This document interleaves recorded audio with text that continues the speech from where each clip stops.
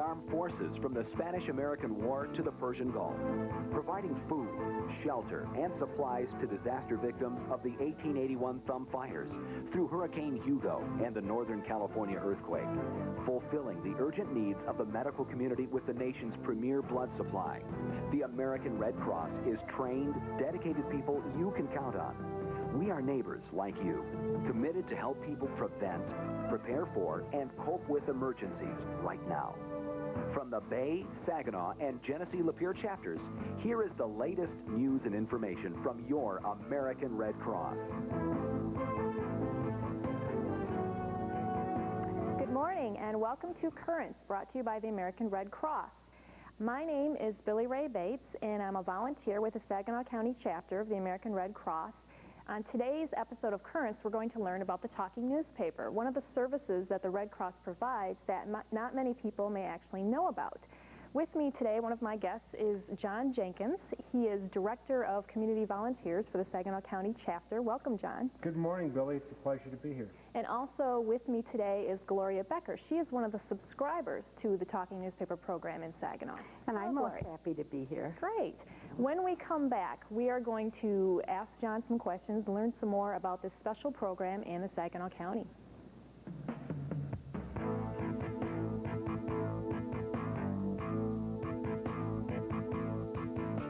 Paper is a medium where visually impaired people can get access to the local news and events that the other media that are very important to them, media like radio and in fact television, the kinds of things that don't quite get as extensive coverage there, we make available that would ordinarily only be available on print. And how does it work? Well, volunteers, and we have about 20 of them right now. Volunteers subscribe to the Saginaw News or go out and buy it on a periodic basis. They'll bring it home. They'll spend some time picking out articles. Then they'll read the articles onto cassette tape. At the conclusion of that, they will drop those tapes off at the American Red Cross office on North Michigan.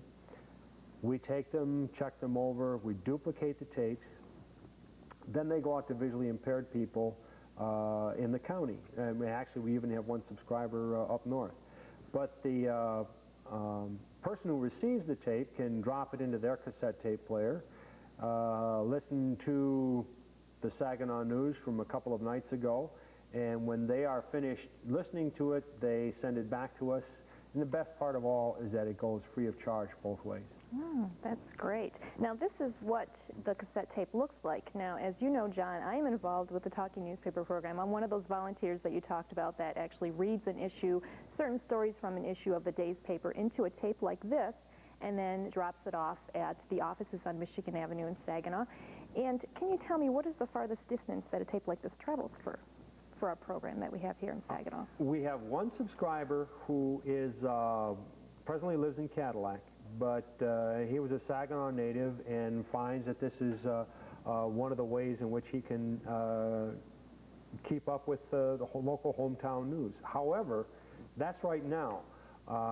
We have one lady who will be going to Arizona, as she did last winter, and we send it along to Arizona. Really? And I believe there's one of our new subscribers is going to be talk to me about moving to Florida, and can she still get it? And I said, well, sure you can. We'll send it anywhere. Wow, so long distance. Oh, You can yeah. still keep up with their hometown news. That's Sure. great. How many subscribers are there right now for the talking newspaper program? Well, it's like other talking newspaper programs. It's kind of like a revolving door. Not everybody who leaves the area wants to keep up with the local happenings. Like someone like Gloria here has been away for the summer, and she's come back now. But over the past year, we have provided this service to 35 individuals. Going back 1 year. And at the present time, we're sending out about 22 tapes every week. Now, what are the various reasons that the subscribers need this service? Now, you mentioned visually impaired earlier in the show. You mentioned that some people may not actually be able to read the newspaper every day. Is that... Well, why don't we let Gloria speak to that? Well, it is a wonderful, wonderful program. About, 3 years ago, my eyesight started to go. I have macular degeneration, and when you pick up the newspaper and it just is a blur, all of a sudden you are left, you're illiterate unless someone reads it to you. You have no idea how wonderful it is to get this in the mail. It keeps you up with the local news. Mm-hmm. It keeps you up with the obituaries. You don't get that on television. You don't get that on radio. It really fills a wonderful bill in every day in our home. It's just a joy. And you people that read to us, it's just wonderful. You're our friends. Each one is different. You each have your own personality. You have your own different way of how you want to read it to us. One of them, Diana Olmstead, it's so dear, she'll ring her little bell after each thing, and you just listen, and we picture you, even though we don't see you. In my mind, I can just picture you reading to us. And I can just see this charming lady ringing her little bell. And then, there's this Helene Grayson, and she always loves our Bookwald. And when she gets done, she'll chuckle, and I'll chuckle with her. It's just dear. So it really is wonderful. Harold Evans, he reads out on his porch. He's by a river, and the boats will go by, and he'll tell us, oh, there goes a boat. And then I'll hear a doorbell ring, and someone's got a grandfather's clock. And one lady, she used to have a click, click, click, click. Her alarm clock would click, click, click, click. And I thought, well, is it going to ring? Is the alarm going to go off? No, it's wonderful. One of the things that is always an aggravation to me is that whenever I sit down, because every once in a while I'll have to substitute for one of the readers who might be on vacation or not able to read that week, and my dog just goes crazy when I want to read. She'll come on over and she'll whimper and yes. And I have to get her quiet. So but we love it. You wonder what kind of a dog is that? Yeah. Well, for the record, it's a golden retriever, and she's very gentle. She's 10 years old, and she's our child. Now I'll picture her that way. Right. Great. I do remember one time I did have to delay taping because the neighbor was mowing the lawn. I didn't think that would be pretty good background music. No, but that all makes it personal. It's very, don't worry That's about it. true. We love it. That's true. John, do the Bay and Genesee County chapters have this service? No, the Genesee County chapter does not, but they have another program that's a little bit different, that is not a Red Cross program or not really a tape newspaper at all, but it is noteworthy. In the Bay Area, the Bay City Times has a service offered by the Voluntary Action Center of Bay County. And it's similar, but of course they'll read the Bay City Times. The Midland County chapter of the Red Cross, on the other hand, does do an almost identical program to ours with the Midland Daily Review. And the Midland paper is read by a single volunteer, so it's always the same person. But they only come out once a week, whereas our readers will read 4 hours worth of tape, and that will come out in 3 separate mailings. I might also add, too, that we have the Township Times available for anyone who wants to find out what's happening in the township, because that's one of those other places where you have, as Gloria mentioned, it's not just the obituaries and other things like that, but the school board meetings and the school proceedings and the happenings of the local community that, again, you and I as sighted individuals would take for granted and just assume is always going to be there for us. Now, the program that we are all involved in, the program where we read the Saginaw News every day, when did that first launch? As near as I can tell, of course, that's been with our chapter of the Red Cross since before I was there. But in 1979, I believe it was, a Comprehensive Education and Training Act grant was provided to fund a position, specifically to fund a position that would study the offering of services to the handicapped. Well, it actually went beyond that, and to the point where not only did they study the fact that this was a gap in the lives of the visually impaired people, but designed a program. And it's one of these unusual cases, though, that when the government money ran out, then the program really got up and started going, and continues, of course, to this day. Way back, years and years ago, we had, I should acknowledge, too, a tremendous amount of cooperation from the local amateur radio clubs.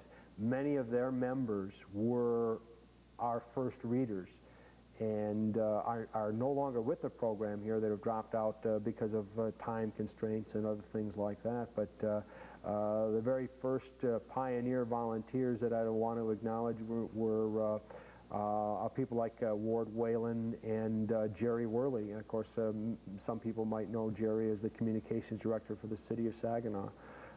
Joe Turner, who now works for the City Economic Development Commission, was also one of our early readers. And those were the folks that really, you know, got the program up and running and got our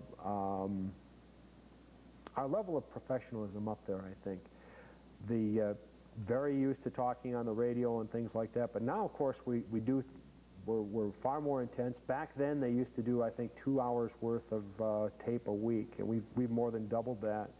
And it's you know, it's a great program to be a part of, because we know it's a way that we can touch people's lives, like Gloria's, in a real personal way. You are. It's hard for the volunteers, and I hope the volunteers are watching. It's hard for them to realize that this is nothing more complicated than Billy Ray reading to Gloria. Mm-hmm. It doesn't need to be any more than that, because Gloria expects of Billy Ray that she'll read the things that she's interested in, and maybe Paul Baxter would be interested in something else, and Serena Pittman or Kate Wood, or, you know, again, if I'm slighting any of our volunteers, I'm sorry, but they're just terrific people. Every one of them. They are just each individual, and each a personal one that comes into our home. And to think that they would take that time to read to you each day, it really is a delight. A real delight. Now, for the Saginaw County chapter of the Red Cross, how much does this service cost compared to other services that they provide? Well, that's sort of a difficult question. It is not a high-cost service, let me say that. The initial startup cost is, of course, in the form of the tape duplicators. What we have is a machine that, when we put your master tape into one of the slots, there's a slot right next to that will hold a blank cassette, and a separate machine that will hold 2 more blank cassettes, so that at one time we make 3 copies. That machine, the original machine, was, I think, about $2,400, and the second machine, what we call the slave machine, was another $1,300, $1,400. Well, that was a number of years ago. Those are the single most important cost items. After that would come the maintenance on those machines. We need to, since they run at such high speed, you know, when they do the duplication, if you think for a minute, when you record one side of your cassette tape that takes 30 minutes, this will record that one side of your cassette tape in 3. So it moves at very, very high speed. So if there's the slightest little misadjustment, you would hardly even notice it on one of your machines, but it will get magnified because of the high speed of the machine and the close tolerances, get magnified in the duplication process. So periodically we have to suspend the program, and we hope people don't know that we're doing it, because we find some of our other volunteers will go out and we'll take the tapes out to Saginaw Valley, which has duplicating machines at the university there, and we'll continue the program by, and hopefully continue without interruption as volunteers do the taping out there instead of the tape duplication in our office. But then we come down to the next most important item, you know, after the maintenance of the machines, would be the pouches that are mailed. Now, Gloria was, I'm glad she brought along one of our pouches. It is the two-way mailer that we use. It can hold 2 tapes, and it has an address card on our one side, and on the return side is the return address. This is about $4 there, and they do have a limited lifespan. After that, we come down to the actual cost of the tape, which are under $1 a piece. So that's fairly cost effective. And the wonderful thing about it is, of course, that because it is what's called an alternative medium, it's not print. Because it's an alternative medium that is going to the visually handicapped, the post office doesn't charge any postage either way. So it's free for us to mail to Gloria, and it's also free for Gloria to mail back so that we can reuse the tapes again and again. Great. Now, John, when did you first become involved in the Talking Newspaper program? Well, in 1986, I left the position of Director of Safety Services to move over to the Office of Volunteers.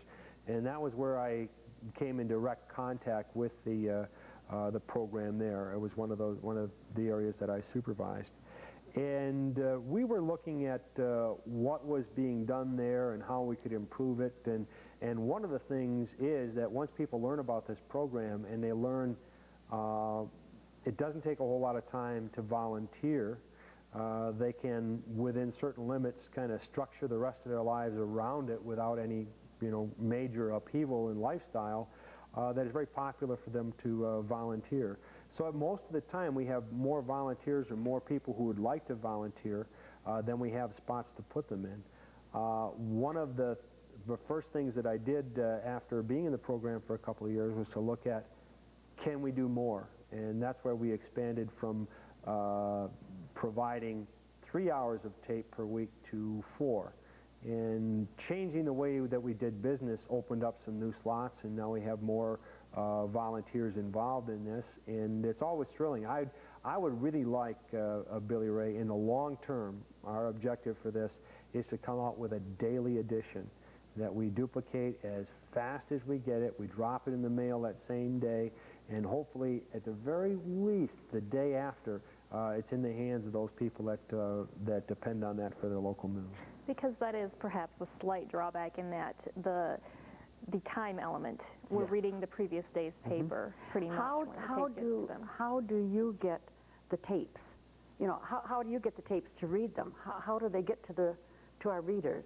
Yeah, mine comes to the mail. How does it get to Billy Ray? Usually we pick them up at the offices. Like just recently you gave me a bunch of blank tapes, and I may get 4 or 5 tapes at a time, and then I keep them until, I use them gradually. Like I have a once-a-month job here.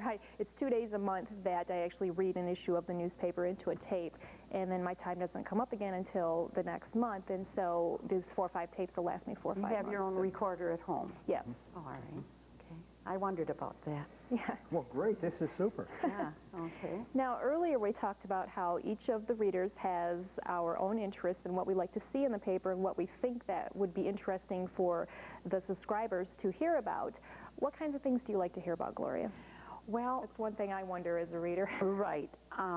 Everything we're interested in, but mostly I think, like he mentioned, the local things.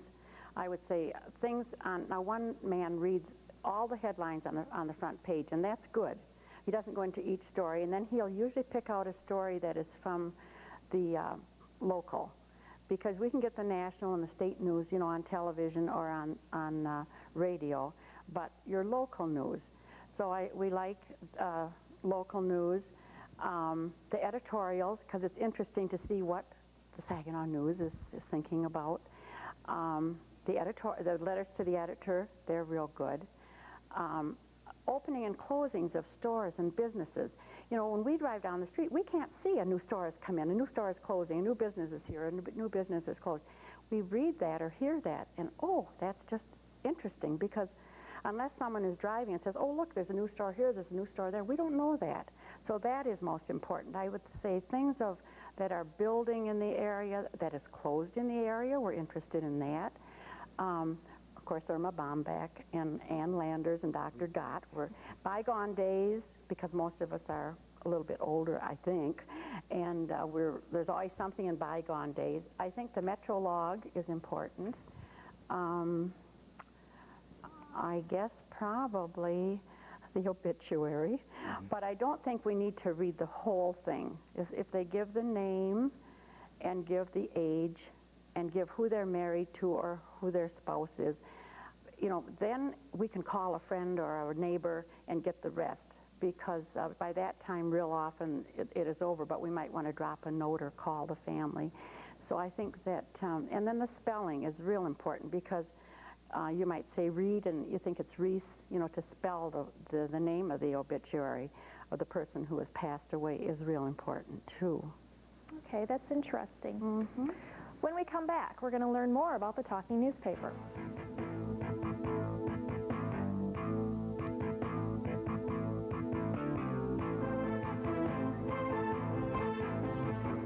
Welcome back to Currents. We are talking today about the talking newspaper, one of the services that the American Red Cross brings to the Saginaw County area. And with me is John Jenkins. He's the Director of Volunteers. We've been talking about the program and how it works. And also Gloria Becker is one of the subscribers. Gloria, you were just talking to us about what kinds of things you find interesting on the tapes, what kinds of things you would like to hear about in the paper every day. How long have you subscribed to this service? About 3 years now. It was when I got that I couldn't read the newspaper, and I heard about this wonderful service through our visually impaired group. And they said, well, now the Red Cross does this. And all I did was pick up the telephone and dial 754-8181 and got a wonderful reception at the other end. And the next day or so, the newspaper started coming. It was just like a miracle. You know, you didn't have to go out and write off a magazine subscription. You didn't have to pay for anything. And here this little joy package comes in my mailbox to me. And I live in Green Acres, and I just walk back down and drop it in the mailbox when I get finished with it. And then the next day or so, there comes this other little joy package again. So all it took was one phone call. One telephone call. And they're just wonderful about, well, in the summer. The only reason I don't take it in the summer is that I don't know when I'm going to be at our rural address up at Higgins Lake and when I'm going to be here. And I don't want them piled up there and then come here and be piled up. Otherwise, I do miss it in the summer. And that's the only reason why. It isn't because of lack of interest, believe me. Now, John, you brought in something to share with all of us. It's a sort of award. Can you explain about that? Yeah, I'd be happy to. Tell us what that is. This is an award which was presented to the Talking Newspaper program last year, a year ago in April. And it is the award of the J.C. Penney Company called the Golden Rule Award. It's a Waterford crystal rendition of the Flame of Freedom. And in addition to the very beautiful statue, there was a grant that went with this, which we put toward the cost of operating the program. We have received support in the past from area community foundations. We've also received funding from the United Commercial Travelers, who were very interested in civic projects of this type, and they were probably one of the first to get involved in the funding of the program once it got up and running. In fact, they bought the current set of duplicators that we are using right now.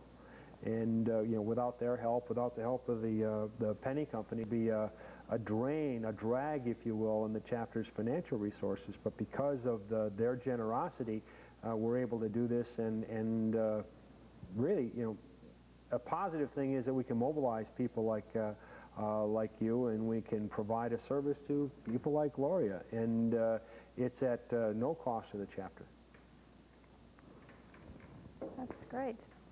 Gloria, what do you see as the biggest benefit of the Talking Newspaper program in your life? Well, I would say keeping up with things in the community, also filling the time. I used to read the paper from cover to cover, and then when I couldn't read it anymore, what did I do with my time? Now I take this little, just open the pouch, get the tape out, put it in my tape recorder, put my headphones on. I don't bother my husband, don't bother anybody that comes, nothing bothers me. And I'm listening to my friends talk to me. It's someone there. I mean, you need something to fill your time when you can't do the things that you could do before. And I just can't thank the people, the volunteers enough in the Red Cross for having this wonderful program. We also, I don't know if I mentioned, we get the Township Times and the Saginaw News, and they both come in this little pouch. So I would say filling the day, for keeping up with the community, making you feel that you're still part of things, and that's real important. Well, great. Yeah, that is why I became involved in this program. I saw it as a very worthwhile thing, and I'm very glad that I did become involved in it, because I think it serves a good purpose in the community. Definitely. So. Well, I want to thank you both for being here with us on this episode of Currents, and we hope that everyone out there learned a lot about the Talking Newspaper program, and we'll see you next week on Currents.